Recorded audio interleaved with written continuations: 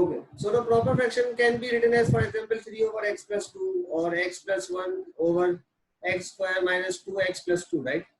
Wherever the coefficient of x in the numerator is less than the coefficient, the power of x is less than the power of the denominator, then this is a proper fraction. So we can write it like this, like p of x is less than q of x. Similarly, the improper fraction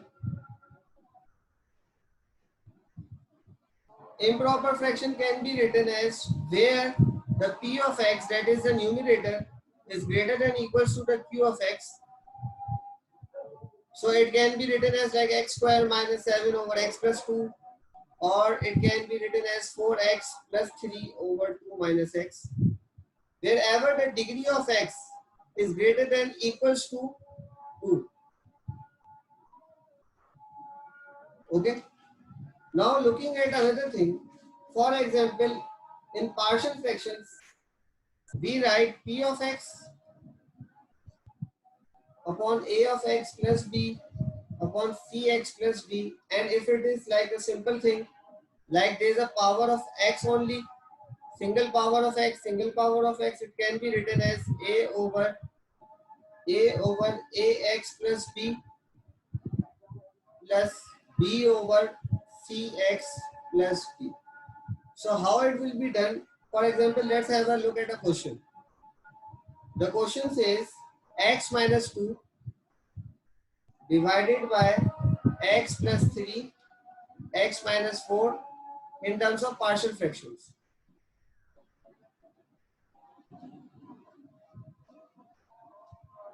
So how we will be solving this? We will be just writing it x minus 2 over x plus 3, x minus 4 is equals to a over x plus 3 plus b over x minus 4. Okay. Now we will be taking the LCM. There are two unknowns, so we will be forming two equations. So multiplying this with x minus 4 plus b x plus 3, and this becomes similar to this.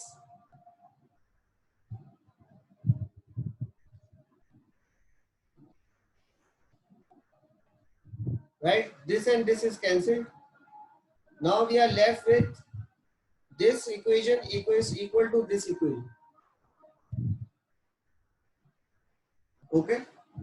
So we are left with x minus 2 is equals to ax minus 4a plus bx plus 3b. Okay, so one of them could be equated when we are equating the values of x, and the other can be equated when we are equating the values of the other value. Okay. Or either we can do it with substitution as well. If we substitute, for example, x is equals to minus 3. Right? If we have substituted x is equals to minus 3, we would get a value. On this side, it would be minus 3 minus 2. It was x minus 2, right? And on the other side, it would become a into minus 3 minus 4. So similarly, we are getting a value minus 7a is equals to minus 5, and a is equals to 5 over 7. Similarly, if we have substituted x is equals to 4, why x is equals to 4? Because it was x minus 4 equals to 0, so x is equals to 4. By substituting x is equals to 4, we are getting a value 4 minus 2 into b 4 plus 3, and solving it, we are getting 7b is equals to 2, b is equals to 2 over 7. So the partial fraction that was x minus 2 over x plus 3 or x minus 4, x4 can be written as x minus 2 x plus 3 x minus 4. The a is coming 5 over 7. So 5 over 7 x plus 3 plus 2 over 7 x minus 4. Have you written this down? Is it clear? Okay. Now coming to the next part, that is repeated linear factors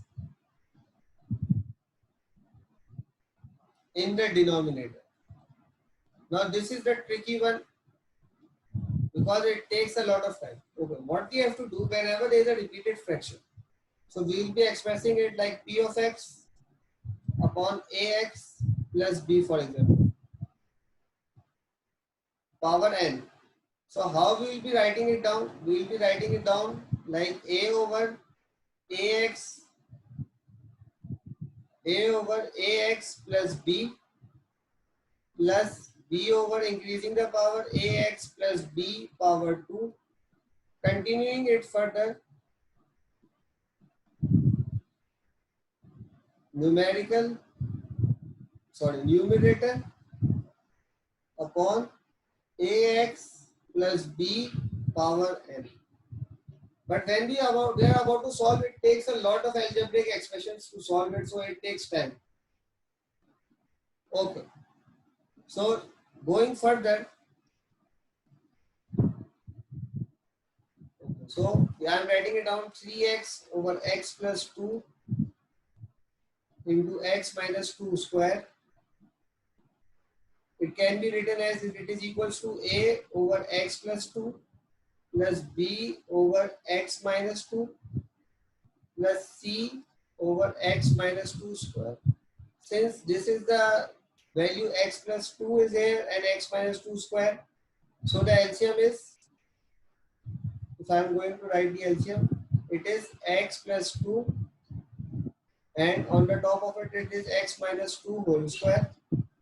A into x minus 2 square plus b into x plus 2 x minus 2 plus c into x plus 2.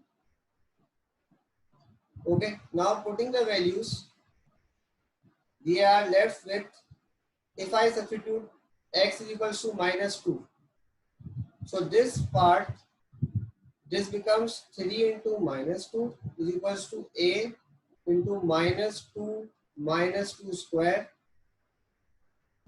So it becomes minus 6 is equals to 16a and a becomes minus 3 over 8.